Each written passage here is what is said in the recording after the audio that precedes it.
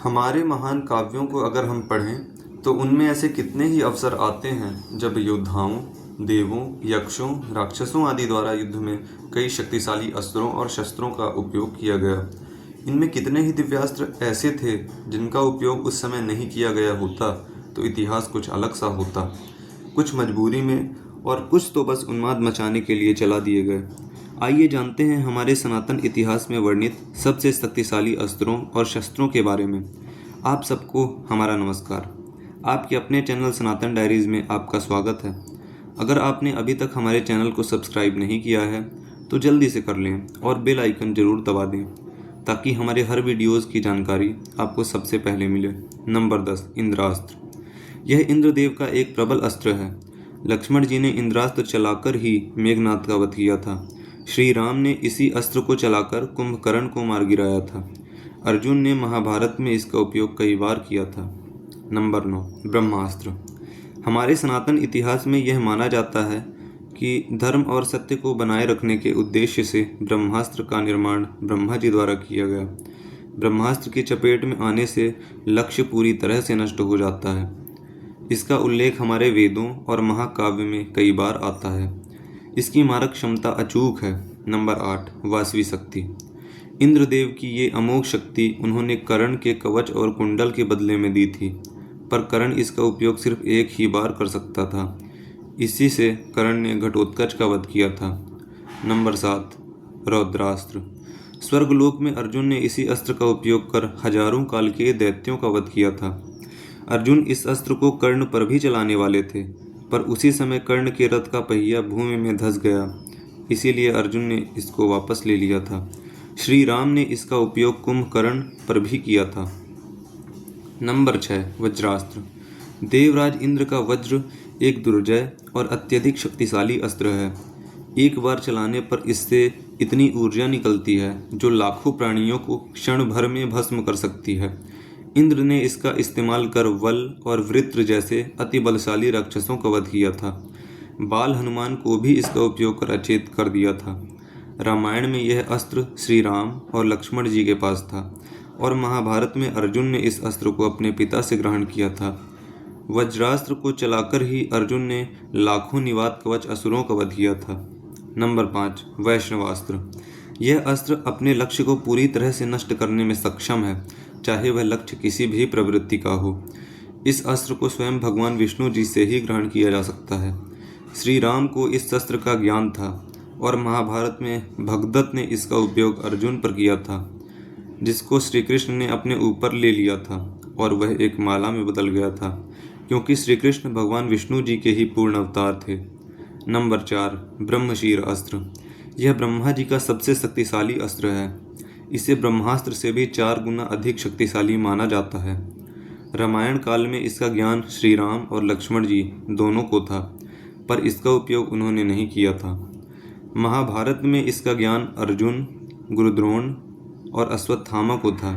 कुरुक्षेत्र युद्ध के अंत में अश्वत्थामा ने अर्जुन पर ब्रह्मशीर चला दिया था, जिसके जवाब में अर्जुन को भी अपना अस्त्र छोड़ना पड़ा था और बीच बचाव के कारण अर्जुन ने तो अपना अस्त्र वापस ले लिया था, पर अश्वत्थामा ऐसा करने में अक्षम थे और उसे उत्तरा के गर्भ की ओर मोड़ दिया। नंबर 3, नारायणास्त्र। यह भगवान विष्णु का एक शक्तिशाली दिव्यास्त्र है जिसका प्रतिकार करना असंभव है। इसका प्रतिरोध करने से इसकी शक्ति बढ़ती जाती है और इसका केवल एक ही प्रतिकार है, और वह ये कि शत्रु अस्त्र छोड़कर नम्रतापूर्वक अपने आप को अर्पित कर दे। इसका उपयोग अश्वत्थामा ने महाभारत में पांडव सेना पर किया था। कुछ ही समय में इस अस्त्र ने पांडवों की एक अक्षौहिणी सेना नष्ट कर दी थी। तब श्री कृष्ण ने सबको इसके आगे नतमस्तक होने की सलाह दी थी। नंबर 2, पाशुपतास्त्र। यह अस्त्र भगवान शिव का एक अति शक्तिशाली अस्त्र है जो संपूर्ण ब्रह्मांड को पलक झपकने से भी पहले नष्ट करने में सक्षम है। त्रिपुरा 3 अविनाशी दानव नगरों को नष्ट करने के लिए भगवान शिव ने पाशुपतास्त्र का ही उपयोग किया था।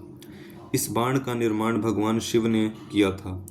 महाभारत में इसका ज्ञान केवल अर्जुन को ही था और रामायण काल में श्री राम को यह अस्त्र ब्रह्म ऋषि विश्वामित्र जी से प्राप्त हुआ था। इसका उपयोग मानसिक संकल्प से, दृष्टि से, वाणी तथा धनुष द्वारा भी कर सकते हैं। इनमें से चाहे जैसे भी इसका आह्वान हो, शत्रु का नाश होना तय है। नंबर 1, पहले स्थान पर भगवान शिव का त्रिशूल और विष्णु जी का सुदर्शन चक्र आते हैं। भगवान शिव का त्रिशूल समस्त अस्त्र शस्त्रों से भी अधिक शक्तिशाली है। इसका प्रमाण हमें महाभारत के अनुशासन पर्व में मिलता है। त्रिशूल के 3 मुख रचनात्मक ऊर्जा के 3 रूपों ईड़ा, पिंगला और सूक्ष्मणा का प्रतिनिधित्व करते हैं। शंकर जी द्वारा छोड़े जाने पर यह पृथ्वी को विदीर्ण कर सकता है, महासागरों को सुखा सकता है अथवा समस्त संसार का संहार कर सकता है। धूम रहित आग की ज्वालाओं सहित वह काला त्रिशूल प्रलय काल के सूर्य के समान उदित हुआ था और हाथ में सर्प लिए अवर्णनीय शक्तिशाली 5 धारी यमराज के समान जान पड़ता है। और वहीं सुदर्शन चक्र अजेयता, गति और मन को इंगित करता है। सुदर्शन चक्र अच्छाई की बहाली को भी दर्शाता है। भगवान विष्णु का यह चक्र शिवजी के त्रिशूल की तरह ही अति शक्तिशाली है।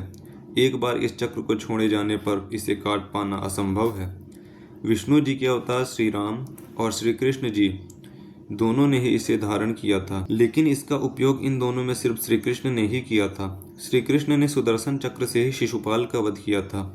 महाभारत के अनुसार भगवान शिव ने ही यह चक्र विष्णु जी को प्रदान किया था।